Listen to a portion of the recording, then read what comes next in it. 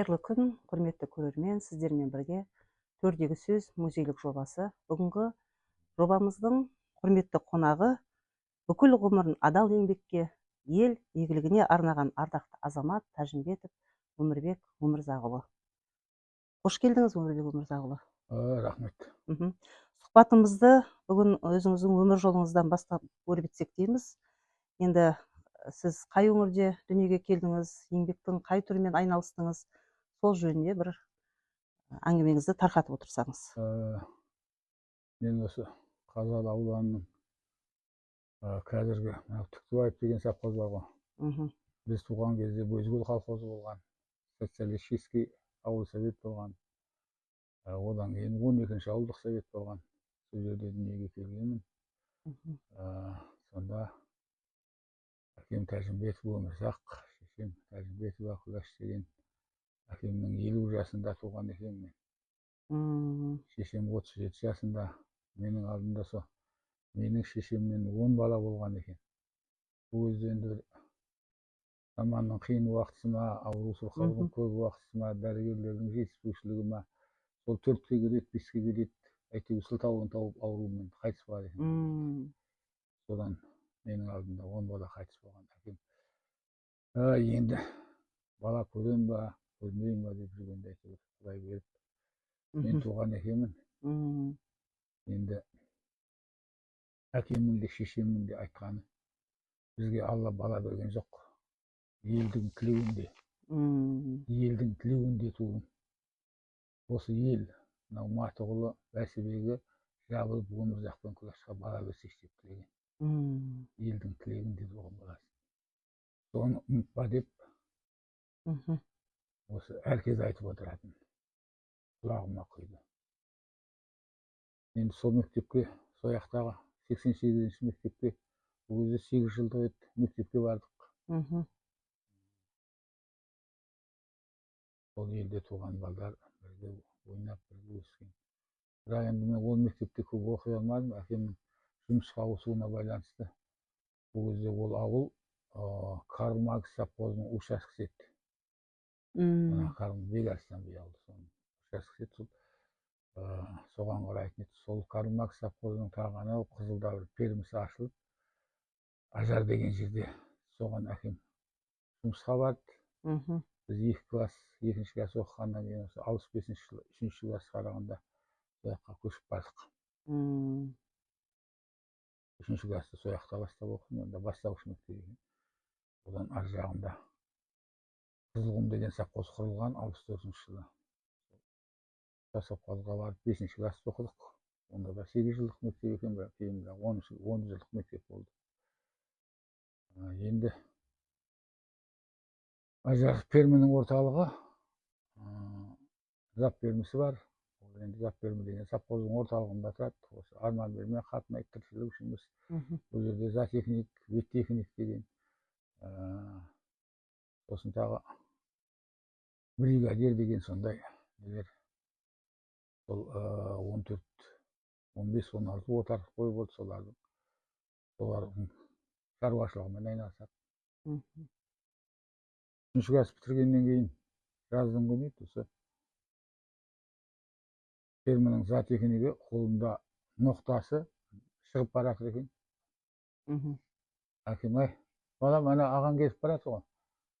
Атын әкеліп беруге жарайтын уақытқа болдың осы, ана атын тауып кел дейді. Енді ол біз неткен уақытымыз емес, енді сол жерде туған емеспіз.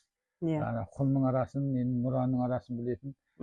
Енді соны білмесем де әкем жұмсады. Ноқтасын алдында кете бердім. Содан өзімде қорқын құрап, ол жақын жерде тұрмайды ғой, бәлен төбе асып кетеді ғой енді. Бірақ ана былайырақ шыққаннан кейін шідерлі аттың ізі болады.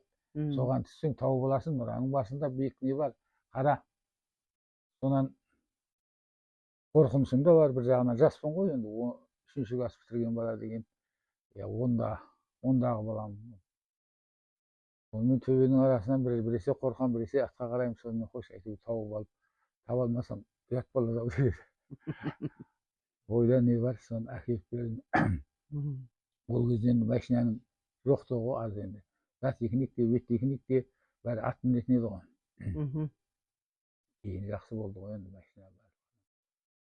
Сол енді мен ойлаймын, енді жалғыз бала болсам да сол өмірді көрсін, үйренсін. Жастайынан үйретіп тұр ғой, иә? Жастайынан сол Еңбекке баулып тұр, ұят боладыға тәрбиелеп тұр. Солай өзім енді ес білгеннен кейін ойлаймын, ол өзіме жаман болмады. Ол өзіме жаман болған жоқ, еңбекқор болдым. Мектеп бітіргеннен кейін осы Түктібаевтың 88-ші қазақ орта мектебін 73-ші жылы бітірдім. Содан оқуға барам деген нем бар еді. Өндіріске алып қалды. Бірақ енді директор школ, сен жалғыз баласың ғой енді. Оқуға барам десең, оқуға барарсың, бірақ балдарға айтпа деп аттестатымды берді. Содан Шымкенттің технологическийінің ПГ-сіне тапсырыппын ғой. Ол енді жас анау-мынау саралауды да білмейміз ғой енді, бірақ әйтеуір көңіл құрылысшы болам деген неменен ол енді ПГ-сте үлкен таласпенен неменен оқуға түсу қиындау екен оған енді берілмеді. Енді онан кейін аға 75-ші жылы мына Қазалы аудандық автоваза кәсіпорнының жүргізушілік курсын аяқтағасын, сол жерде өзіңіз 24 жыл табан аудармай сол жерде қызмет жасапсыз. Біз енді бала кезімізде білеміз, ол кездері сіздердің атақтарыңыз өте қатты дүрілдеп тұрған уақыт, бір КАМАЗға 2 тіркемені жүктеп алып, сол пассивтің уақытында жаңағы салы тасып жүргендеріңіз менің қазіргіде есімде. Және сіз енді сол кездері одақтың 11-ші, 10-ші, 12-ші 5 жылдықтарында алдыңғы қатардан көріндіңіз.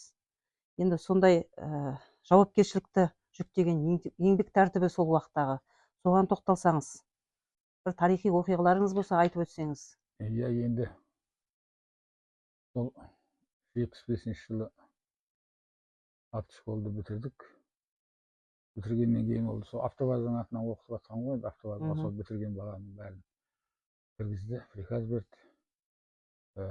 Слесарь боласың деп жатыр. Мен сол слесарь болуға нем болған, құлқым болған жоқ. Машина сұрадым. Содан Василий Иванович Егай деген директор отпускке шыққан екен, орында осы мынау Ақбаев Шахи ағай главный инженер еді. Сол кісі: "Ай, машина айдай аласың ба? Слесарьден үйренсейші" деді. "Жоқ, айдаймын, маған бір жаман машина берсең болады" деп бір жаман газик берді. Соны бір 2 күнде ме, 3 күнде ме шығып, жұмысқа шығып, осы қаланың ішінде 2-3 күн шығып келдім де, сонан командировка кеттім бірден. Осы мынау Абайдың ар жағында Мархабай деген жерде Қызылқұм совхозы шөп дайындап жатыр екен. Соған хозяйственный машина керек екен. Соның тамағын таситын, отын суын таситын.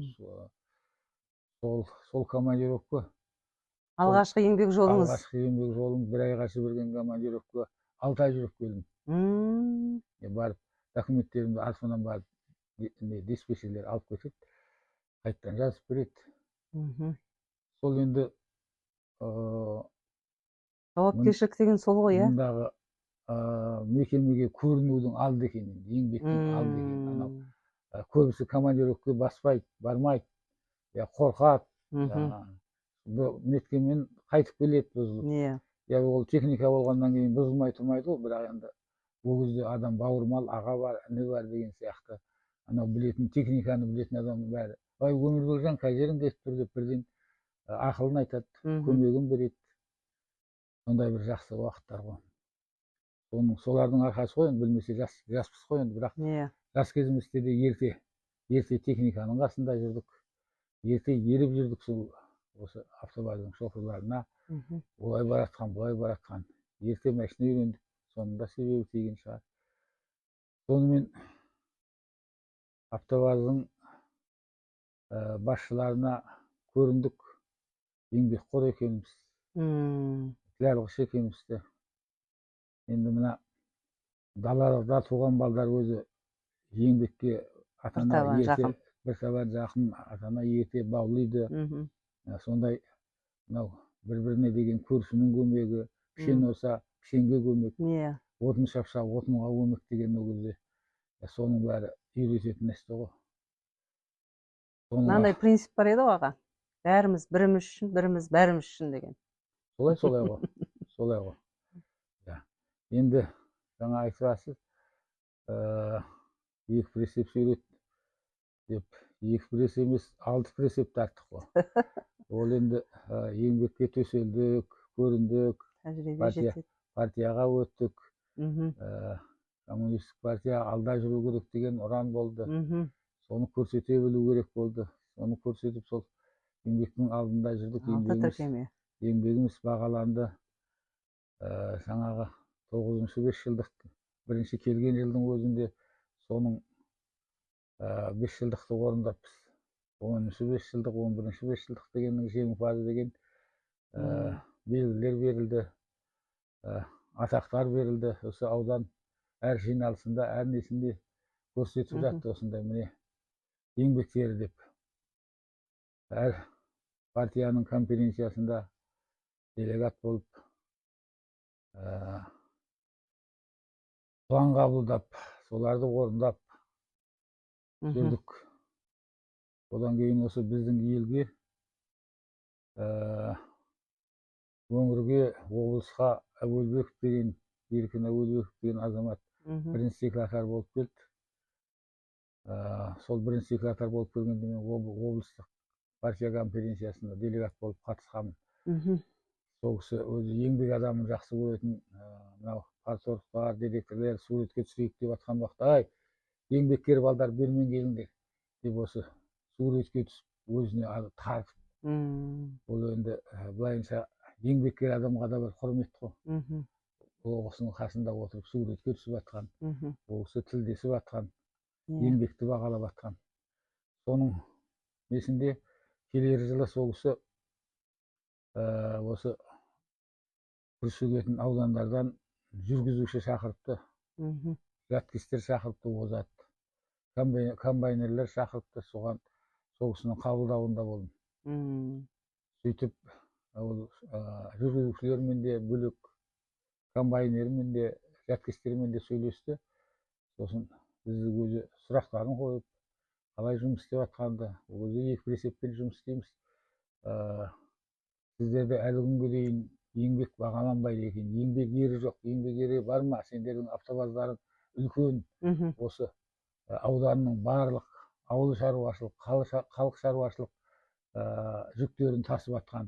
Анау кез келген одақтың несінен жүк шықса, соны алып келесіңдер, бар ма сондай? Алдарыңда ағаларың бар ма деп сұрады. Жоқ, ондай адам жоқ. Еңбек елену керек. Мынау Торғайда екі кішкентай облыс, Торғайда екі еңбек ері бар деді. Ол кісілер танимын ғой дедім мен. Соның алдында Торғайда Селенада болғанбыз. Билей тасып. Пшембаев деген бар, Кеселев деген бар. Екеуіміз де кездестік. Ол кісілердің сондай үлкен автопойызда жайтын көрдік. Торғайдың элеватормен біздің елдегі астық қабылдау пункттері келмейді, ол көп прицеп тартуға деп. Соны келтіру керек, талаптану керек.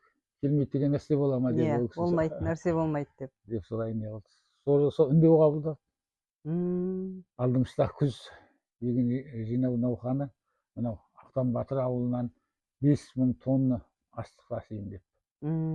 Бір айда 5000 тонна деген астық, ол көп тонна ғой. Біздің өзі прицепті КамАЗдың бір жылдық планы 3600 тонна екен. Бір жылда таситын жүгіміз. Ой, оны бір айда 1,5 есе. Бір айда 1,5 есе орындау деген. Соны орындап шықтық. Бірақ ол кісіден енді дух болды, көмек болды. Облыстың автоуправлениенің главный инженері 7 сайын келіп, 10 күн сайын келіп, жағдайды біліп тұрды. Тұрып қалып жатқан жоқсың ба? Кемістігің бар ма? Запчастьтен кем болып жатыр ма? Жұмыс ырғағы бұзылып жатқан жоқ па деген сияқты. Кейде енді қырманда келмей қалып жатады ғой. Жаңа 3 прицеп тастап кетеміз. 3 прицеппен КамАЗға қайттан тиеп бермен қарай шығамыз. Жолда осы мынау Ақтан Батыр ауылының малы, осы қаланың екі басынан кіретін малы бәрі кедергі ғой енді. Өзі рұқсат 24 метрге береді екен. 24 метр КамАЗбенен 2 прицеппен КАМАЗ, үшінші артық. Бірақ енді ол артық деген жоқ. Бұл кезде облыстың басшысы сондай қолдап тұрғаннан кейін, тапсырма беріп тұрғаннан кейін, мүмкіндігі келген жерде гаилер жол ашып жіберіп, сондай жағдай жасап тұрды, істелді жұмыс. Ол кісінің сондай еңбекке жүдә құлшынысты жоғарылатып кеткеніне, керемет Еркін Нұржанұлы. Еркін Нұржанұлы деп еңбек адамын сондай дәріптеген адам, көтермелеген адам деп осы күнге дейін ұмытпаймыз. Рахмет. Ол кісінің бастау бергеніне, жұмысқа, еңбекке бастау бергеніне сондай үлкен. Шүкір, жаман болған жоқпыз облыста да. Енді одан кейін де енді сіз енді жалғыз өндірісте емес, бір жақ қоғаммен де белсене араластыңыз, депутаттық уақытыңыз болды. Оған да бір жар ауыз тоқталып өтсеңіз. Өзі өмірде мынау көпті көрген, араласқан, көп ортаға түсіп, үлкендердің әңгімесін, бәтесін алған деген, мынау жастарды ашатын, ойыңа, көкірегіңе ой салатын көпшілік жақсы екен ғой. Партия конференциясында шопандар, диқандар, механизаторлар келеді, директорды совхоздар, парторгтар бәрі сөз сөйлеп жатады ғой. Енді әдепкі кезде жаспыз. Сол жаңағы мынау жылдық план неткеніңді деп жар сөзге шығарып жатады ғой. Сол өзі әдепкі саханаға шықпаған өзі уақыт деген кішкентай ұялшақтық, жасқаншақтық болады. Ол енді соның өзі ашу екен ғой. Қалыпты ғой, ол. Ашу. Содан ашылдық. Өзі көрген деген жақсы. Сол көргеннің арқасында көппен сөйлесіп, тіл табысатын, ақылды алатын, айтқан тапсырманы орындауға, оны жоғары көріне білуге көпшіліктің арқасы. Сол партия ұйымының депутат қылғаны, делегат қылғаны, солардың арқасында жақсы. Көптің көргенінің арқасында көңіл ашылды, ой ашылды, үлкендік ашылды деген сияқты. Біз жаман болған жоқпыз. Міндет алдық, алған міндетті орындадық. Депутаттың өзі аманаты болады. Елдің, халықтың берген. Елмен кездесесің, халықпен кездесесің, сайлаушымен кездесесің. Солардың аманатын орындады. Осымен, осы қалалық советтің депутаты болып тұрғанда, осы қаланың шетінде Титов деген көшесі бар еді. Сол көше батпақ еді. Сол көшеге сол көше халқының аманатына сол көшеге құм төсеттіріп, бір әбей жол салдырып бердім. Одан бермен қарай осы өзім жаңағы мынау Ақтан Батырдан прицеппен қаланың ішіне кіретін болғаннан кейін жоғары жаққа сауал қойып, осы қаланың сыртындағы мына айналма жолды Ақтанға қарай шығатын қалаға, соны жоғары жаққа талап қойып айналма жол салдырдық. Оның бер жағында да осы қоғамның жұмыстарына қатыстық. Осы елде осы тарқағаннан кейін, үкімет тарқағаннан кейін, кеше осы Қазақстан құрылғаннан кейін кішкентай тапшылық болды ғой енді. Сол тапшылықтың кезінде жұрттар жұмысқа шыға алмай қалды. Біз енді кешеге сыртқа шығып көргендігімізбенен КАМАЗдар алып қалдық тарқап жатқан кезде. Сонымен оңтүстіктен Ресейге дейін өнім тасып, оның бір жағында осы ауылға да осы мына Түркістан базарымыз болды ғой. Түркістаннан осы базарға талай базардың затын тасып, осы кәсіпкерлермен. Сол кәсібіміздің арқасында мына елге көрініп, арғы бетте мына Асан ауылында туғанбыз. Асандардың ешкескісін салғанда соған қолғабысымызды бердік. Өзі көріну екен ғой, көрінсең артынан халық өзі пәлен жерде пәленше бар, көмегі бар ма екен деп сұрап тұрады екен ғой. Сол сұраулардың арқасында талай жерге көмегіміз тиді. Рахмет аға. Одан сол еңбектің арқасы шығар, халықтың бәтесінің арқасы шығар. Жаңа айттым ғой, әкем мен шешем халықты ұмытпа деп. Жалғыз бала болсам да өстік, өндік, Құдай 6-7 бала берді. қазір азамат болып бәрі әр салада еңбек етеді. Сол алған алғыстың, бәтеннің, рахметтің арқасы деп ойлаймын енді. Дұрыс.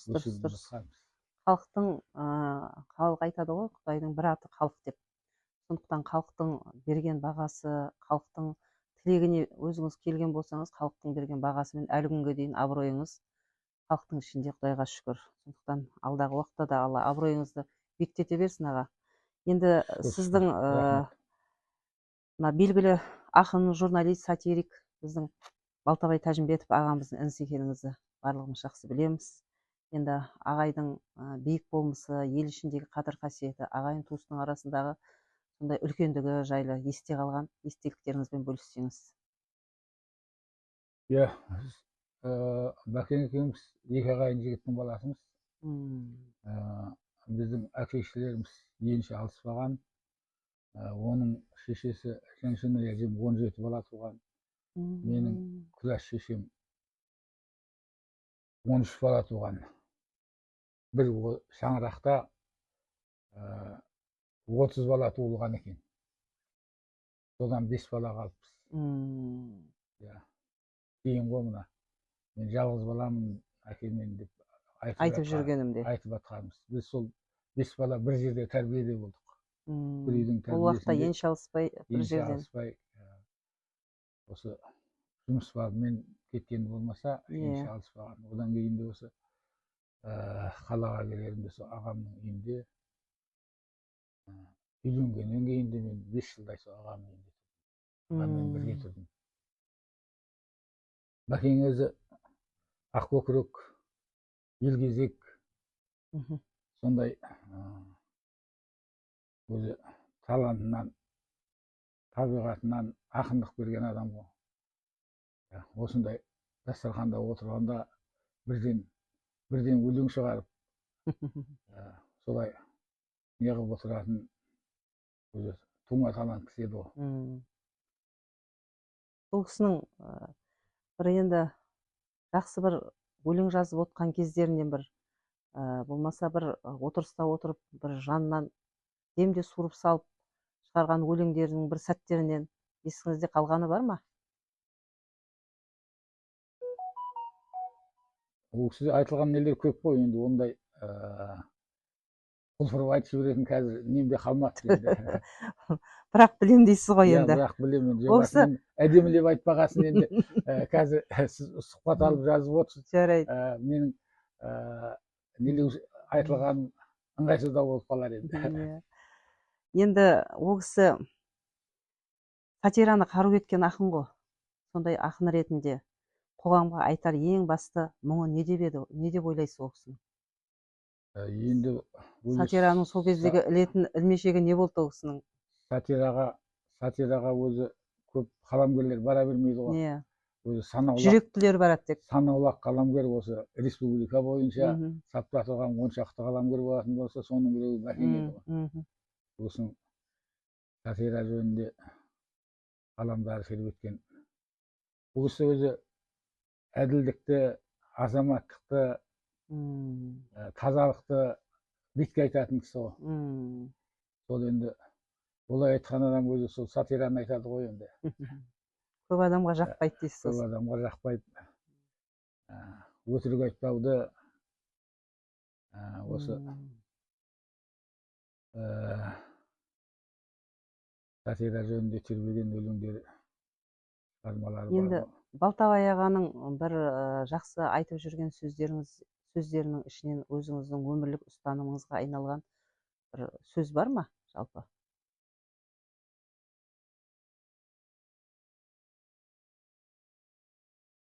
Осындай тұлғалы ағаның інісі болу сізге не үйретті? Қандай жауапкершіліктер жүктеді? Осы мен жаңа еңбегім жөнінде бірталай нелер айттым ғой. Сол кісінің тәрбиесі, алған тәрбиесі. сол кісіден алған тәрбиеміз, еңбекке араласу, адамды сыйлау, ағаны сыйлау, үлкенді сыйлау, елді сыйлау деген сол кісіден алған тәрбие ғой енді. Әкеміз ерте кетіп қалды, 15 жасымызда, оның бер жағында біз енді жігіттік шағымызда осы Осы кісілерден көргендеріңіз, естігендеріңіз ғой, ақыл кеңестеріңіз. Былай кешкісін қыдыруға, көп олай-бұлай жүруге, шақырыспаға, вечер тойларға жігіт болсақ та, ол кісінің ұлықсатынсыз бара алмадық. Ұлықсат береді, барамыз, ұлықсат бермейді, бармаймыз. Ұлықсат сұраймыз. Өзіміз азамат болсақ та, үйлі баранды болсақ та, мына жерде кешкісін, өйткені бірге тұрамыз ғой енді. Семьяның басшысы, ағамыз, бүгін пәленшенің тойы бар еді, пәлен жақты еді, солардың бәрін осы. Бар дейді, барма десе, қайтып айналып, барайын деп айтпайтын едік. Осының бәрі енді тәрбие дейсіз ғой, соның барлығы жауапкершілік, соның барлығы үлкеннің алдынан кесек өтпеушілік, бір сөз қайтарып айтпаушылық, бұның барлығы қазіргі ұрпақтарға қарап отырсаңыз үлкен өнеге ғой. Сол уақыттарда өзіңнен үлкен адамға, болмаса әке мен шешеге қарсы қайтарып, екінші қайтарып сөз айту, ол кезде үлкен адамның бетіне мансұқ болған ғой енді. Енді қарап отырсаңыз, бүгінгі жас ақындарға осы Балтабай Тәжімбетов ағамыздың шығармашылығынан нені үлгі етіп айтсақ болады ол кісінің? Жаңағы өзіңіз айтқандай тазалығын, көрген нәрсесін бетке айтатындығын үлгі етіп айта аламыз ғой. Бәкең енді өлең жазғанда қай салада да, сатирада да, мынау табиғатты да, мынау көп балалардың несіне бара білмейтін, ол әсіресе Бәкең балалар ақыны болды ғой. Ол енді балалардың ақыны болу өте қиын. Соны сезе білу, көре білу, сондай қасиеттер болды ғой. Баланың көзіменен. Баланың көзімен, баланың несін көре білу, баланың ойын ойлай білу, сөйлете білу, Бәкеңде сондай қасиеттер болды. Балалар ақын, оның бір бөлек табиғатта сыртқа тастаған жоқ Бәкең. Мынау Аралдың кешегі тартылып жатқан Арал теңізінің мұңын мұқтап, ақындық тілмен, өлеңмен суреттеп берген, жеткізе білген Арал жөнінде де Бәкеңнің өлеңдері жетерлік. Бәкең енді қазір мынау киелі шаңырақ, Ғанидың шаңырағында отырмыз ғой. Ғанидың осы шаңырағының бастапқы құрған бастамашы, осы бірталай дүнияны жинаған Бәкең. Бала болсақ та біз осы кейде ол кезде мына ремонт жүріп жатқанда есік терезе алынып қалады, түсте соған барып қарап тұр деп, осы музейдің талай есік терезесі бұзылып ремонт жүріп жатқан уақытта келіп күзеткенбіз. Енді Ғани жөнінде де Бәкең поэма да жазды. Ғанияға деген поэмасы бар Бәкеңнің шығармалары. Бәкең Ғанияға 10-15 жылын арнады деуге, Ғани ағасына. 10 жылдан астам осы жерде қызмет жасаған, басшылық жасаған. Ол кісіні құрмет тұтамыз әрқашанда. Әрі музей саласында ол кісінің қызмет істеуі, ақындық жүрегі бар, өнерді сүйгендігі бар, оның үстіне мұраның жанашырлығы бар. Соның бәрі үндесіп келіп, сондай кісілердің осы жерде басшылық жасағаны өте бір орнықты дүние болған ғой. Сондықтан қазіргі кезде де ел ішінде бар, өз үйімдемін, болмаса музейімдемін деген, Балтабай ағам айтатын еді деген сөздер бар. Солардың барлығын ескеріп отырсақ, ол кісінің осы музей саласында көп қолтаңбасы қалған. Біз енді ол кісіге қай кезде де өз тарапымыздан отбасына аманшылық тілейміз. Биыл ол кісінің 85 жылдығы, осы музейіміздің қызметкерлері жақсы мақала дайындап баспасөзге берді. Ол кісінің осы інісі ретінде өзіңізбен бір сұхбат жасайық деп осы күнді белгіледік. Енді біздің Балтабай ағамыздың отбасында балаларына дарыған, ақындық жолдан дарығандары бар ма? Бар. Бәкеңнің ұрпақтарынан 3 қыз бала бар ғой. Үлкені Мереке.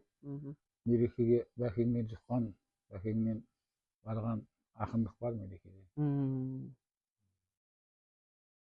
Енді менің ойымда болмай қалыпты, мына папаңның 85 жылдығына осындай ел, халық, музей, мектептер еске алып жатқанда бір арнау жазып жіберді, менен қателік болыпты ол енді. Оқасы жоқ, жылдың аяғына дейін ол кісінің жылы ғой. Аха. Биылдың барлығы ол кісінің 85 жылдығы, жылдың аяғына дейін барлық жерде осы аталып өтіле береді, ұлықтала береді, ол кісіні еске ала береді. Сондықтан да ол еш нәрсенің ерте кеші жоқ. Сіздің де отбасыңызға тек береке тілейміз, аға. Рахмет. Өзіңізге денсаулық тілейміз. Рахмет. Осындай елдің ішіндегі еңсеңіз биік болып жүргеніңіз сол еңбектің арқасы ғой. Жаңа өзіңіз айтып жатқандай, ата-анадан жалғыз бала болсаңыз да, бірақ сол ата-ананың айтқан бір ауыз сөзін қазір жасыңыз ұлғайса да ұмытпай отырсыз. Өйткені жаңа өзіңіз айтып отқандай, баланы тәрбиелеудің 3 жолы тек обал болады. Обал болады, жаман болады. Және не?